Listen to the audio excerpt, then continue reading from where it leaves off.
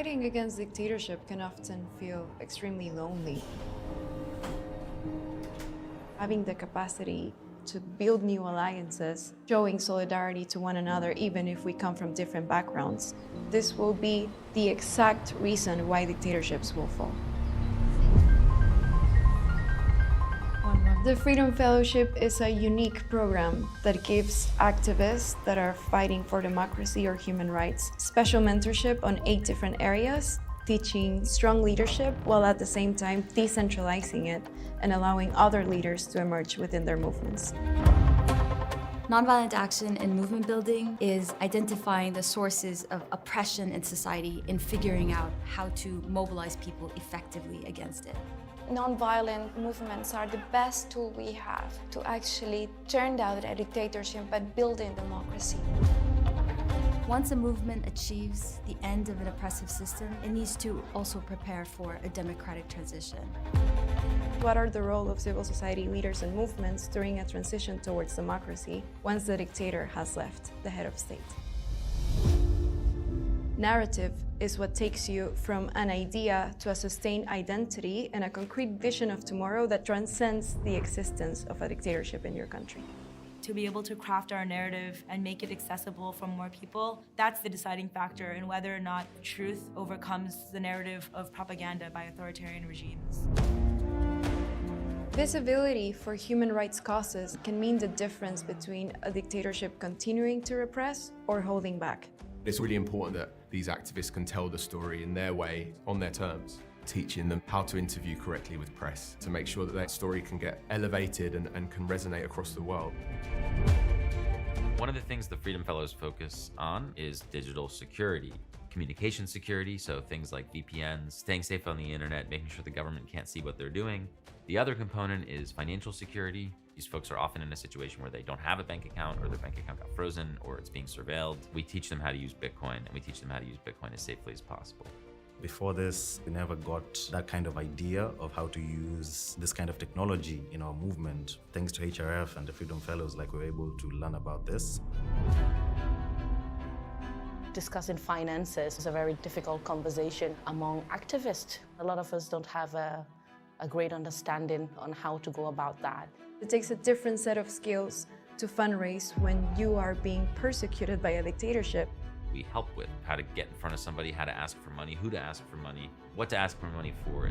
So that activists can have a sustainable source of resources while they continue doing their work. Mental health taps into the resources that they have inside to be able to deal with what happens outside. We have very specific trainings, not only in understanding the nervous system and how to regulate it, but what trauma is and how it affects the individual and communities. And we also have a mental health expert that is working with the fellows. To keep going and not break and not collapse and not burn out. We are doing what I think is the future of human rights work, supporting the people that will actually halt the trend of authoritarianism around the world by defeating dictators and bringing democratic processes to their countries. What's different here is that it's really an ongoing interaction, a really powerful network. It's the sharing of wisdom and insight. I invite you to be part of the global movement for democracy by supporting the Freedom Fellowship.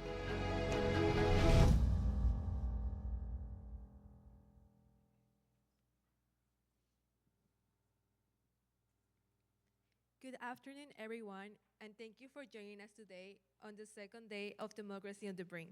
My name is Ariadna Condezo, and I'm an international student from Lima, Peru. I'm a senior studying international relations, Latin American studies, and peace and justice studies. And I'm one of the AGL student organizers for this conference. I'm honored to be moderating the discussion on Dictator's Playbook, Strategies of Repression and Resistance.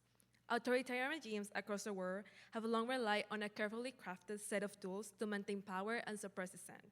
From political imprisonment and state-controlled media to the increasing use of technology to monitor and silence opposition.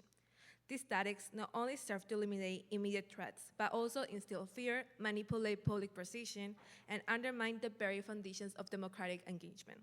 Today, we will examine these strategies and explore how activists, civil society, and international community can push back against rising authoritarianism.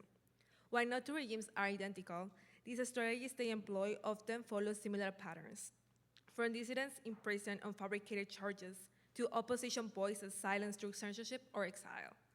Digital surveillance and artificial intelligence are being weaponized to track and intimidate activists, while state-controlled media distorts reality, framing dictatorship as order.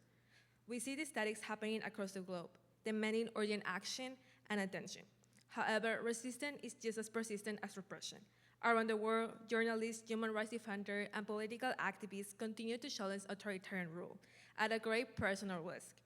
What keeps these individuals going despite the threats they face? What lessons can we learn from the resilience of those who refuse to be silenced? Their stories remind us that change remains possible. To help us explore these themes, I'm honored to be joined by three panelists whose experiences and expertise bring invaluable insights into the realities of repression and the strategies to counter it.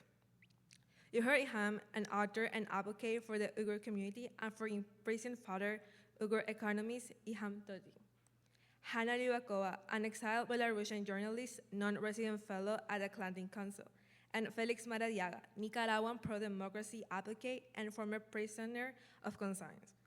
Each of panelists has witnessed and resisted repression in different contexts, and each brings a unique perspective on the methods used by authoritarian governments to maintain power and the strategies proven effective in fighting back. With that, I'd like to begin our discussion with an opening question. Repressive governments have long relied on systematic methods to silence opposition, but these strategies are constantly evolving. From censorship to mass arrest, these regimes don't seek just to eliminate immediate threats. They aim to create an environment where dissent feels impossible. Understanding how these tactics function is crucial to identify ways to resist them. What are the most effective tools authoritarian regimes use to suppress dissent, and how have these tactics evolved in recent years? Should I start? Well, thank you very much, and I think this is a very relevant conversation in a moment in which we're living the 19th consecutive year. So since at least 2004, 2005, the world hasn't seen, according to the Economist Intelligence Unit, HRF has its own data as well, but Freedom House has been recording the state of freedom and democracy since 1973. So this is the 19th consecutive year of erosion. Today, we have 80% of the population of the world living under some type of authoritarian regime. 85 countries in the world are free, but we're seeing less and less countries. And when you see the data, you will see that even free countries are losing points. So just the US, for example, lost 10 points within the last 2 years. And we see that some of these tactics are deeply different from one country to the other. So for example, in some parts of the world, repression takes the form of religious persecution. In other parts of the world, it's direct attacks to opposition parties. In other parts of the world, it's focused deeply on ethnic persecution. But to the bottom of all this, it's lack of tolerance, polarization, and direct attacks on the individual dignity of people. And that it's common with the Uyghurs in China, with the brave people of Belarus, with the people of Ukraine that is enduring the illegal invasion of Russia.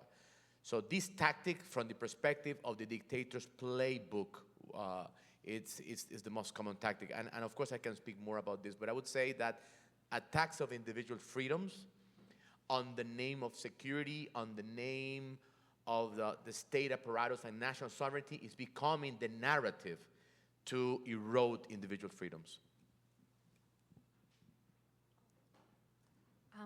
I'd like to answer in a different angle for this question. After what happens after the authoritarian regimes target dissidents? I think that's a question a lot of times people don't dig into. They would see, dissidents, political activists became political prisoners, but there are other tools that the authoritarian regimes use to further their oppression of, activists. For example, targeting family members in order to silence activists, even use defamation campaign as well in order to justify their actions.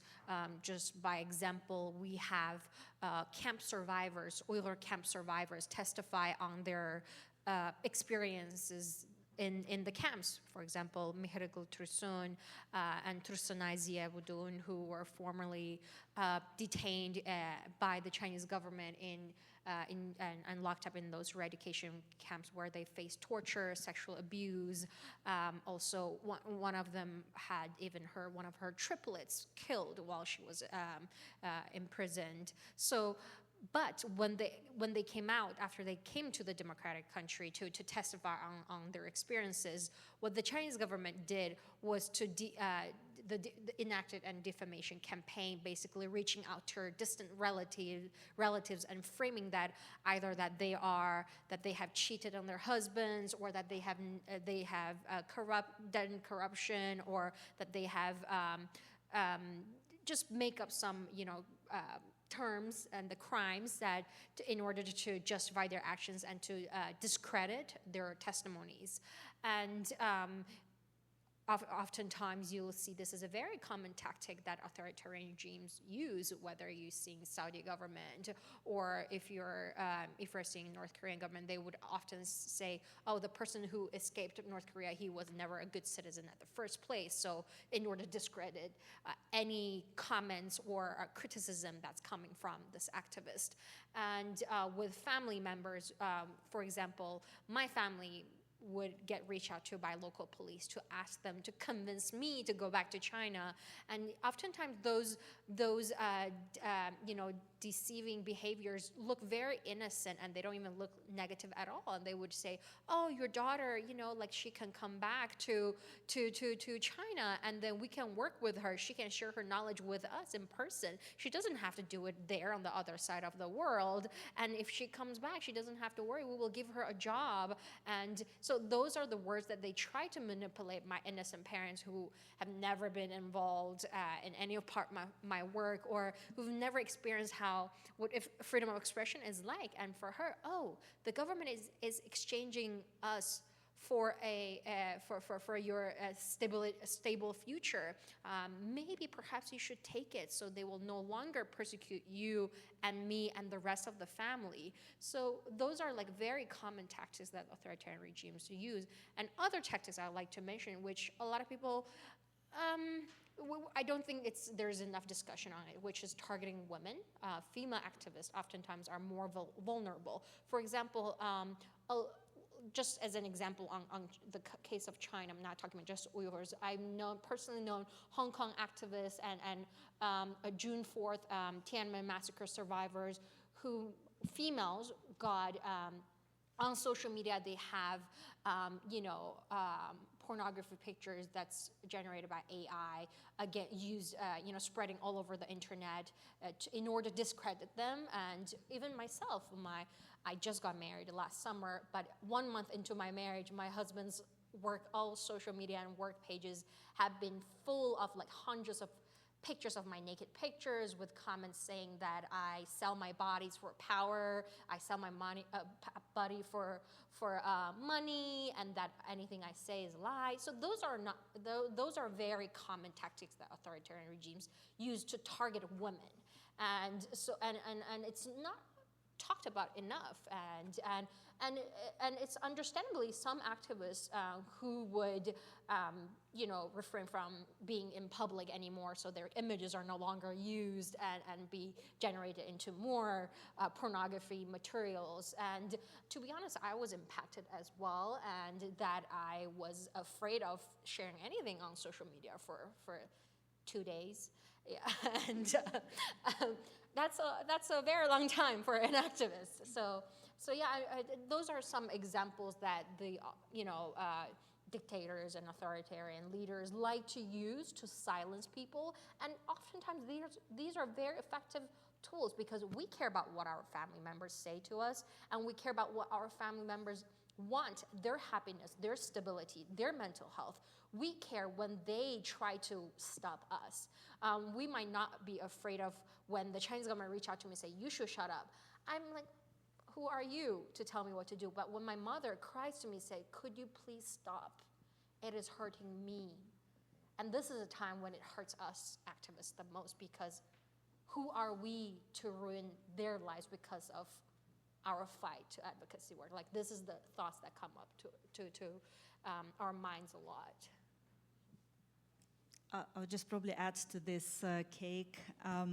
So I think as a journalist, right, I have to mention that press freedom is the first victim in Belarus. Just a few months after Lukashenko came to power in 1994, we had already newspapers published with like white pages, so it happened just really, really quickly.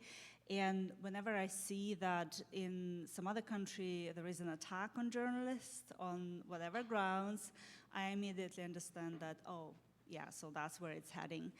And I think for people, for you guys, right, for anyone, it's like, oh yeah, whatever, right? So just yet another attack on journalists. It might seem like very distant, right? But I think that this is really, really urgent. And you know, I don't often see protests. I don't often see people protesting defending press freedom, and I think this is quite sad. The second thing that I think all the regimes are doing is, of course, attacking institutions. When protests were happening in Georgia and Georgia, the country, there were, I had many hopes, of course, and Georgians have been really, really brave. And I really hoped that the institutions would be stronger and would be able to defend freedom, democracy, but of course when they are controlled, like courts there, right? Courts are controlled in Georgia, then of course it's basically the end. It's really hard to defend democracy. And I think the third point would be is polarization, because I think it affects our ability to stay united, to show unity, right? And then things are blurred, or where is truth, who is right, who is wrong. And it leads to, again, us being not united enough to defend our democracy.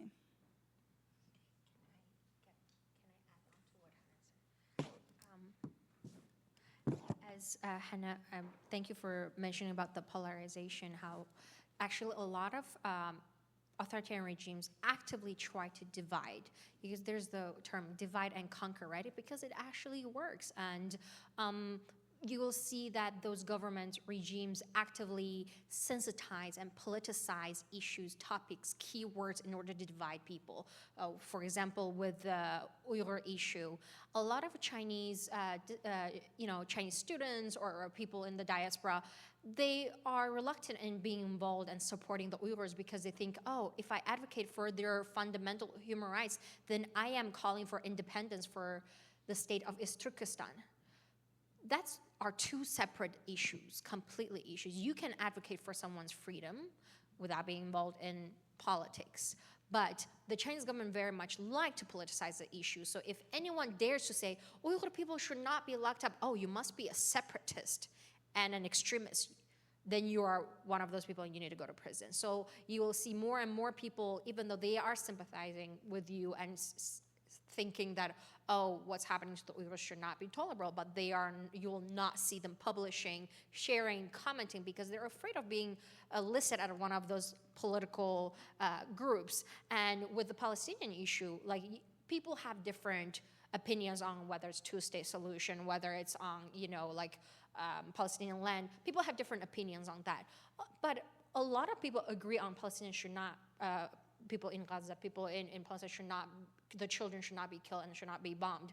However, the regimes would constantly try to politicize terms, topics, and try to divide people. And so you will see on the streets people, even though they're sympathizing, thinking that children should no longer be bombed, but they say, oh, I don't know enough. I don't know about the historic context. I don't know what side I'm on. You don't have to be on a side. You just have to be a human being. You just have to have a heart to be able to feel that we're all equal human beings, that we deserve to be free and not get bombed and not get killed, and we deserve to walk and breathe. So, and I think this is a very common tactic that authoritarian regimes like to use, dividing, make people people against each other so they cannot come together and destabilize not the society, their regime and their power. Thank you so much for sharing your insights in this important issue. when authoritarian regimes see dissidents as like national security and like post them under this umbrella. Thank you so much for like talking about the tactics they use against women. That is not a common conversation that people usually have, and I think it's very important for all the audience to hear that. And also polarization, I think it's something that I've seen like also very common, trying to put people against each other. So our next question is related to one of the tactics that authoritarian regimes use. For authoritarian leaders, yelling opponents is about more than removing them from the political landscape. Imprisonment is a strategic weapon used to fracture movement, isolate leaders, and send a message of fear. But the impact extends far beyond the prison walls. Something that I think is really interesting from you three being together is that imprisonment has been like experienced in multiple ways, either as self, through a family member, or by witnessing and through different people. And the question will be, how does political imprisonment serve as a strategic tool beyond just removing individuals from public life? And what is the impact that arbitrary detention has of movements, families, and civil society? Well, as I explained in my talk doing the analogy with anti-personal landmines, dictators, and not only dictators, even in some partly free countries, we're seeing arbitrary detention becoming more common. They have understood that by imprisoning, putting into unjust prison an activist, a political leader, they deviate the attention of the rest of the movement. Because of course, for humanitarian reasons, you have to focus on your colleagues in prison. Imagine if you are a pro-democracy movement that is advocating for better education, or if you're advocating for freedom of speech, and suddenly some of your journalists and friends are in prison, you have to speak on behalf of those who are in prison, and the regimes know that, and it's a drain in resources. In many cases, particularly in the developing world, prisoners tend to be the providers of the income for the house. So of course, the family is under a big strain, and also it inflicts fear in the rest of the movement, because people say, well, if this activist who is famous and is recognized by the international community, if that person is in prison, imagine me, that I'm not famous, that I'm not well known. So they also get that effect of spreading fear in the rest of the movement. Also, to spread fear in their own base, because the fundamental premise of nonviolent movements, as some of you know, is that you need to win the hearts and minds even of those that at some point supported the authoritarian regime. There was a key premise of Gandhi, a premise of Martin Luther King. So when you see members of their own movement seeing that a nonviolent activist that is even respectful to the other members, in my case, to use as an example, there were times in my campaign that I received a lot of criticism for not offending and using certain words against followers of the regime. And I basically said, well, we are against a political system, not against individuals. If there are people who at some point voted for Daniel Ortega, but they had a change of hearts, we want a country for all. And even those who torture me, I welcome into a new Nicaragua, because I want my children and my grandchildren at some point to play with your children as well. But then they went after me as well, you see. Even though that I launched a nonviolent movement, and the first people who went into prison were the ones that had a more violent narrative. My point is that fear works both ways. It's not only fear against the dissidents, but also to inflict fear within the system as well. And finally, I think that political prison also creates a demoralizing effect and impact on the activists themselves. So looking at the numbers that we're studying at the End Arbitrary Initiative, less than 1% of former political prisoners go actively into politics, mainly for two reasons. One is because they are emotionally and physically not in the conditions to pursue an active political career or activism, but more often because they're forced into exile. And that's the other tactic they're using. Political exile was not the norm 20 or 30 years ago. It was in some countries, but now it's becoming increasingly common that once you are in prison, there is a pipeline, you are in prison, and then you are expelled. In many countries like Nicaragua, like Belarus, for example, people who have been in prison are declared stateless. In my case, my nationality was removed illegally.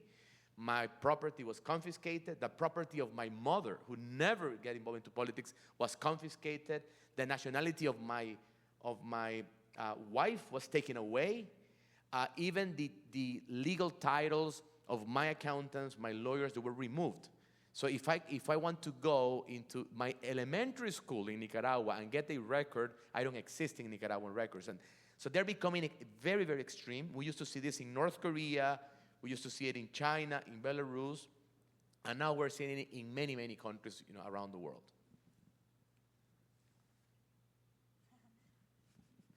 All right. No, I of course agree. So they are doing this because it has this chilling effect on people. As we don't have many tools how to fight against dictatorship, they I guess don't have many tools either how to fight against us. So they can only repress us. They can only put us in jail, torture, whatever. So yeah, so that's their way. I think there is also another reason why they do it. So in Félix, you mentioned this escalation, right, and how it gets worse and worse. This is true. I remember many presidential campaigns in Belarus. The elections have not been recognized since 1994. And there were always protests. Sometimes they were smaller, sometimes they were larger. And but in 2020, that was real state terror when people were literally killed on the streets. It's a European country, so that never happened before in Belarus. Even though, of course, politicians were abducted, right, and never found. So it escalated. And I also think that it happened because the regime wanted to sort of connect all these enablers it has, policemen, prosecutors, judges, and so on, by repression, right? So you guys are involved, all of you are involved, right, in this. There is no way out. You have to stay with me, with Lukashenko, right? So I think that was also his thinking.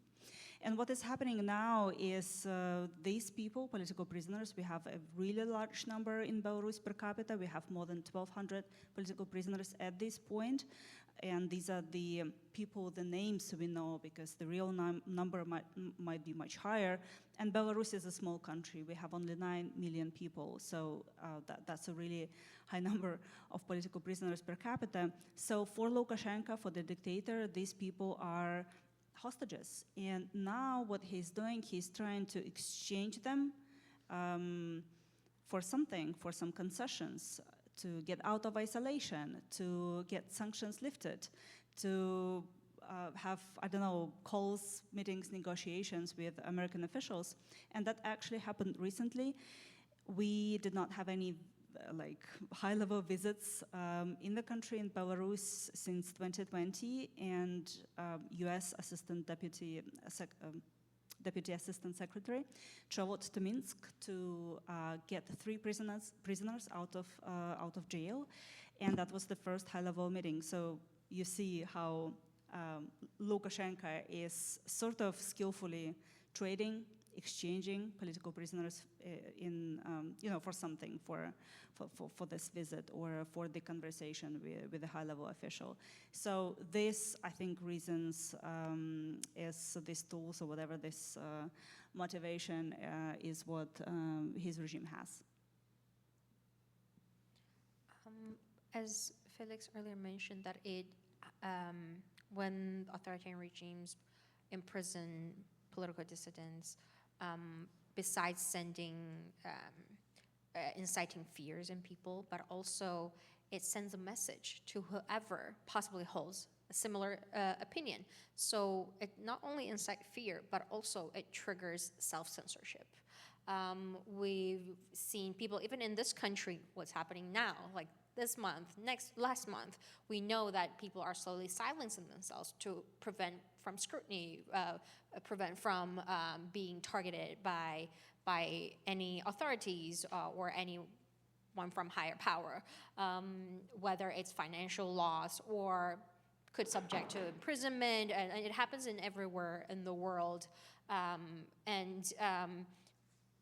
When oftentimes it's not the government that's targeting us, and it's ourselves that we, because of the fear, we target ourselves and we start censoring ourselves. And those authoritarian regimes, they are very well aware of human psychology, and they know that it is a very useful tactic when they arrest 5 people, then a lot of 5 more people, 20 more people who are just like the person who was in prison, who holds similar opinion, who dares to think or learn more, might start to silence themselves and individually, eventually quit, advocating on this topic. Thank you so much for your insights. I feel like I especially highlight from your remarks the fear that it instills in all the movements and the demoralization that it causes, especially like putting people into self-censorship and people afraid to continue advocating for change. Our next question: even as authoritarian regimes refine their tactics, resistance persists.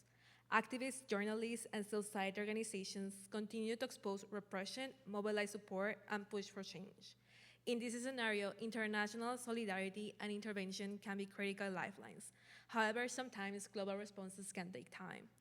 What strategies have been effective in exposing and resisting repression methods, and what should the international community be doing that it's not doing already? I think there's a lack of consistency in the society, that people are outraged for 5 minutes. The next day they moved on to the next topic. And people they think they don't have the ability to focus on multiple topics. They think, if I'm looking at this topic, I do not have time for the other one. No, we are capable of multitask. Our human brains allow us to do that. And it is okay to care about multiple issues at the same time. And also, I think it is going to take a while. This is a long game, and I think people also don't realize that positive change do not happen in a day. And when they don't see a positive change, and people lose hope, and they tend to give up. But I've been doing this, I've been advocating for the release of my father for 12 years. I will continue doing it. I will continue doing it even after my father's release, because so many other people are still being imprisoned. And I have signed up for this war, this fight, and knowing that it might be even a lifelong battle. And I think a lot of people are not prepared for that. And unless this is deeply personal to them, that it's their own, family, relatives, oftentimes people give up very quickly. And I think consistency is actually key.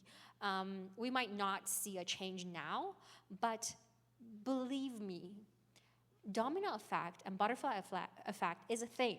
You might not see it here, but trust me, at one corner of this world, at some moment, somebody's life is being changed because of your action, your words. And I earlier this morning, I also mentioned that please don't underestimate your power. If you be consistent, even if you contribute this little, but every single day, if you can maintain that contribution for 10 years, for 20 years, you might be able to make trigger a huge change eventually. So if we look at the Dictator's Playbook, as Anna Applebaum mentioned in her extraordinary book that I recommend, Autocracy, Inc., they are ideologically agnostic. So for example, Putin, who has a far-right narrative, he doesn't care about collaborating with Communist China. And Communist China that argues, the Communist Party of China that argues that is atheist, they don't care about collaborating with theocratic Tehran and the Ayatollahs in Iran. The same thing in Latin America, Maduro, Ortega, and the Communist Party of Cuba. However, within the pro-democracy movement and the freedom movement, you see ultra-conservatives and conservatives not getting along with the social democrats, and you have a conference in which you get criticized if you speak on behalf of the people in Gaza, and then in another conference, you see people who are really annoyed and hurt by the lack of attention given to the people who are kidnapped, the Israelis who are kidnapped. I'm using this only as an example. However, as a human rights defender and as someone that believes in freedom, you don't have to be a human rights defender necessarily. I think that we have to be on the side of human dignity. And that's the reason why I started with the point of individual freedoms, because they have this narrative, the autocratic regimes. And their common enemy, it's the liberal democracy. That's their common enemy. And they want to erode that. And if they need, in a particular country, to go after certain movements, and in order to use that, they will use the language of traditional values. If they need to partner with ultra-conservative groups in order to win the hearts of most time, actually very, very good people that are simply concerned of certain facts. Let me give you a specific example. In some parts of the world, having a patriotic narrative is perceived as something uncomfortable. So nationalism is, in some parts, it's perceived as something negative. So we're seeing autocratic regimes identifying political parties around the world that have this patriotic, ultra-nationalistic narrative. So what we should do, and my question will be, what will be the democratic playbook? And I'm using this as an example, right? We should have opportunities for civic patriotism. It should be completely normal. You don't have to become a far-right person to love your country, for example. Or if you're a person of faith, you don't have to be part of a completely intolerant movement. That's why my foundation is part of the international religious movement, religious freedom. And we argue that religious freedom is the freedom to believe, but also the freedom not to believe. And the hardest part as an activist is to take the position of defending those that disagree with you. See, that's the hardest part, because if you only defend the views and the rights and the dignity of your own, then you lose credibility as a person who is on the side of human dignity. Add into the cake again. Guys, I'm on the phone because I'm actually following what's happening right now in Washington. You probably also heard about this meeting between President Zelensky and President Trump. And that's why I'm probably very angry right now and I'm very sad as well and frustrated. The lack of consistency is a good, I think, description here. It doesn't only happen with people. It happens only with politicians, with government, as we have been observing in the past, weeks, months at this point. And that's a real tragedy, I think, and I hope that there will be a solution to this, and Ukraine really, has faced this full-scale invasion and has been really brave in defending its country. And I hope that Europe will stand up to this and help and be united. The lack of unity is another thing that I would like to mention. Even in the EU right now, as you obviously know, there are certain countries like Hungary and Slovakia that have been blocking several kind of important steps, right? Initiatives like sanctions and other things that the EU has been proposing. We also in Belarus have become victims of that. When we had the last presidential election in January, there was supposed to be a joint statement of all the countries, 27 countries of the EU, which was blocked by, again, one of these two countries that I mentioned. So the lack of unity, I think, is another thing that should be improved, solved, changed. I hope this will happen. When it comes to pressure, I do believe in sanctions. I think this is not a silver bullet, but this is one of the very few mechanisms that we have. We mentioned this playbook, right, that the dictators have. We don't have many tools either. Sanctions is one of them, for the good or for the bad. When I hear that when people say that international pressure doesn't work, what does this mean? Have we tried anything? Have we actually followed the money? Have we closed the gaps, and have we stopped sanction evasion? No, I think we have not. I think there are more things that can be done, and we can absolutely, do this and kind of stop sanctions from being avoided. Then there is the solidarity between us, right? Solidarity has also many forms, and we've talked about them already. Again, this is just for any of you. nobody has to be a hero, nobody has to be a politician, right? So it doesn't mean activism, full-blown activism. It can be just sending a postcard or refusing to look away. I think this is as much as it takes. And again, speaking of my last point, speaking of institutions, Belarus, right, is not a member of many institutions. We are only a member state of the UN and the OSCE, and these are kind of the only ways how Belarus can be influenced. And again, not every mechanism has been used here either. And I hope that UN Security Council, the UN and the General Assembly and other institutions would also be, I don't know, more helpful, more active in defending freedom, democracy, and human rights. Is it okay? Just adding something really quick. I think one method have proven working, at least for the Uyghur cause, is to building a coalition. And just the same as what Hanna and Félix mentioned is like the unity issue, right?